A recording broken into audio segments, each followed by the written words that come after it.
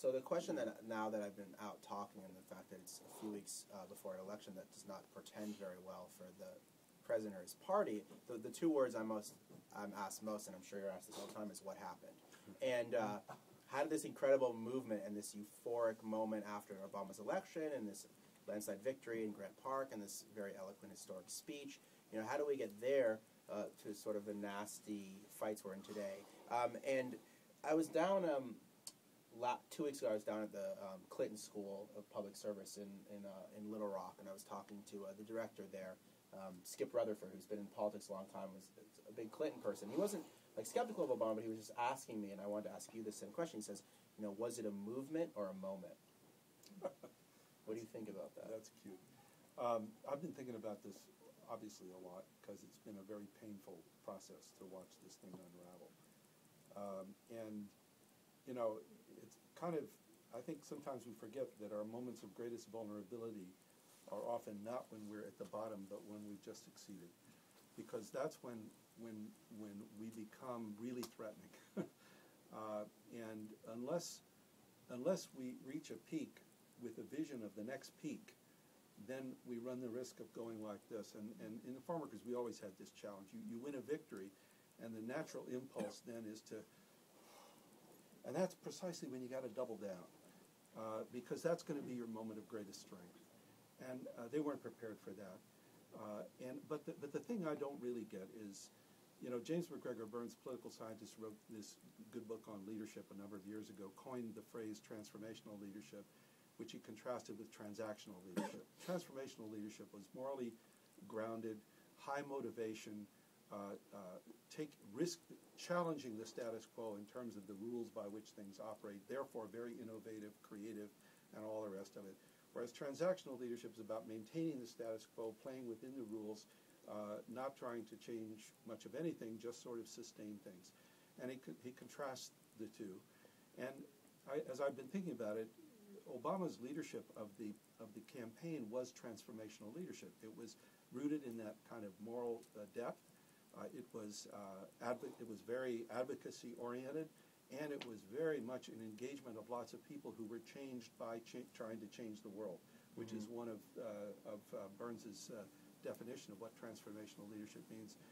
When he became president, he exchanged that for transactional leadership. The whole moral discourse went out of the picture. The public education that he was so good at in the race speech went out of the picture. So we find ourselves in this huge economic crisis without the kind of moral leadership that he demonstrated in the campaign was nowhere to be seen. Yeah, but the counterfactual, which the Obama people would argue, is that Washington is an inherently transactional place, so he had to be a transactional leader to get stuff done. Well, and so then the response to that is, well, that's not how Ronald Reagan did it. I mean, and he acknowledged in the campaign that it's interesting because in the campaign he said the last transformational president we had was Reagan, much to Bill Clinton's chagrin. And Reagan's presidency, remember, came right on the tail of Carter's presidency, which everybody said, oh, it's ungovernable, you can't work, Washington's broken, blah, blah, blah. As Carter sort of went down in flames, Reagan comes along and shows exactly how to govern. And of course it's... Which is what? Well, which is by aligning yourself with a movement outside Washington that is capable of mobilizing pressure on forces inside Washington so that you can change the rules of the game. The interesting thing is that was also the Obama model, which is he argued throughout the campaign, right, that he would get all his supporters. But he didn't do that. That's what I'm saying. Why do you think he didn't do that? Well, that's what I say. I mean, one is this moral shift. But the second thing is that he shifted from politics of advocacy to compromise. And it was as if he seemed to think that his role was to mediate, not to advocate. And that was very perplexing. And it meant that there was nothing really for the people out there to do because they didn't even know what he stood for.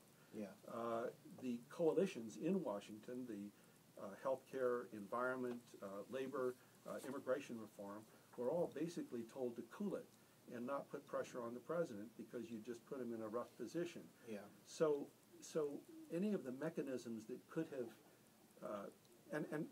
so that's a second. Then the third thing was he put the organization to sleep. And by putting the organization to sleep, and I think because they were kind of afraid of it, it's like a tiger you can't control. If you're not in advocacy mode, well then what are you going to do with it anyway, right? And so it changed from yes, we can to yes, I can. And once it became yes, I can, the source of his power, which was a mobilized public, dissipated, found himself in an insider game which he couldn't play, especially, you can't play transformational politics as an insider game. It does not work. Yeah. And so it was like this ironic, let's get rid of what we know how to do for something we don't know how to do. And of course, the people expected transformation. What they got was transaction. And, you know, as happens when we're in leadership positions, when we don't lead, everybody gets very pissed off at us. Yeah. and blames us for everything, far beyond what is even merited. Yeah. So I want to read a quick section from the book where we were at a Camp Obama and sort of pose this to you now. And you're showing the first 7 minutes of that famous 2004 Obama speech, and you're saying, you know, what do you remember about Barack? Do you remember his position on policy? And a few people answer no. You say, do you remember the issues he talked about? You ask. Other people say no. You say that's very interesting because you read the newspaper, you think that's what everyone would remember. So what were the specifics? What do you remember about Barack? And people say, he talked about his family and his history. His father being an immigrant, a young man from the Philippines said, that was very important to me. And then you ask, how many people thought his personal story was important to you? And virtually every hand goes up. And so, and what else do you remember, you ask me? One of the things he said in the speech was the unlikelihood that he was on that stage, said a man in his 30s. Didn't he say a skinny kid with a funny name? And I bring this all up because so much of the Obama campaign was, it seemed like, I hate to use the word cult, but somewhat of a cult of personality. If not that, then sort of issueless, though, in terms of what motivated all these people here. no, I don't think so. I think it was infused with a deep sense of core values. And Yeah. I think issues and values are two different things, and Democrats get them confused all the time. Issues grow out of the values commitments that we have and the dissonance between the values we hold about the world and the way the world is. And in that there's a dissonance, and so then we figure out what to do.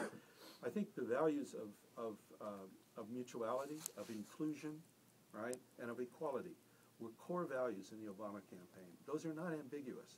I mean, those are those are the values at the heart of American liberalism. But in terms of tangible legislation, though. Well, but you don't campaign around legislation. Yeah, but that's what you do once you're president, though. When you're president, then you have your strategy during the campaign is, what do I need to do to get elected, right? Yeah. And so I've governed, now what's my strategy? Yeah. Now, it's interesting, if you're John Kennedy, you come up with some strategic ideas like the Peace Corps, right? Like putting a man on the moon. The strategic imagination it wasn't there. Yeah. And I have to think that it had something to do with this idea of governing as mediation rather than governing as fighting for things. Yeah. But in terms of, I mentioned that thing because it does seem like people in the campaign placed an incredible amount of faith in Obama as a leader, and they did the same thing after he got elected. And what I'm wondering is, should they have not been prepared themselves to organize and to push him? And was there also an element of a lot of his supporters saying, okay, election's over, I'm done? No, I think it was, I think what they acquired in the course of the campaign was a lot of faith in themselves. That's the power of that kind of leadership and that kind of organizing, is that it isn't about developing a new dependency. It's about all those folks at the grassroots level all over the place who were so turned on through the campaign, the sense of making a difference. And I think you could feel when this, like, holding of breath, what's going to happen now? And people were waiting. They wanted to support the president. They wanted to go out and fight for the president's program. They were given no way to show support, and they were given no program. Yeah. Now, should they have taken it given, themselves? You're saying given. Well, should they have taken it themselves? Yeah. Some did, but not nearly enough. Well, I don't know. Well, let you guys finish. But I was hope just we have say, enough time to discuss. We'll open up to questions very soon. I just want to ask you about the Tea Party, because you give a very interesting explanation for the Tea Party. I do. Well, you don't give an interesting explanation, but you give an interesting contrast here, Oh. which is, if you look at when the Tea Party really exploded, it was in August 2009. That's right. And that was during the healthcare debate. And that was when we didn't, we went into a congressional recess without having a bill, because negotiations were still broke down behind closed doors with the gang of 6 senators. We didn't know if we still weren't sure whether Obama was for public option, what he wanted his supporters to do to push for it. And we didn't really know, more broadly, what the role of those organizers were supposed to be. And I was spending a lot of time at that moment in Colorado with the post-election organizers for Obama, and they were kind of looking for direction, not really getting it. And that's the very moment that the Tea Parties come out in the town halls and really take control of everything. And there's this incredible mobilization on the right, but there's no counter-mobilization on the left, because that stuff has all been, as you say, sort of shut down. And then I think we've basically been in a situation of sort of like asymmetric warfare for the past year, where one person has a really strong army that's ready for war, and the other one has put down their weapons voluntarily. And so I'm interested in your take on the Tea Party. Is it a movement?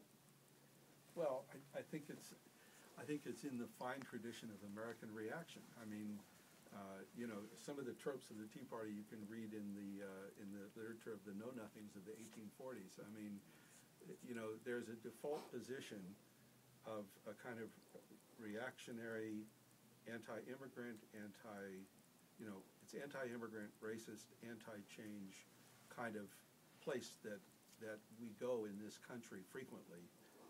Fortunately, not that frequently. When there's a vacuum. And see, I think that when Obama came in, had he taken control of the economic crisis in the same way that he had dealt with the race issue during the campaign, and seized it, defined it, and demonstrated some leadership. See, I don't think that it was ever a left-right thing. I think the way he confused bipartisanship in the public with bipartisanship in the legislature was a major error. Mm-hmm. He had bipartisan support, but then by seeking bipartisan support, by seeking the Republican alliance, he did. Gandhi said, "You never have a hunger strike. Have a fast, because that's focused on your own supporters to deepen their commitment. When you have a hunger strike, you put your fate in the hands of the people who have the greatest interest in doing you in." And that's exactly what Obama did by seeking this sort of feckless pursuit of, and so it came across as ineffectual, as a lack of leadership, a lack of vision, and so there's this vacuum. Yeah. And so in this vacuum, and nobody's really addressing the economic crisis out there in a way that's really engaging people, along comes the Tea Party. And They're saying government is the problem. and Obama misses the chance to redefine who is the problem, which is not government. Yeah. And I would talk about a window of opportunity for Democrats to challenge the conservative ideology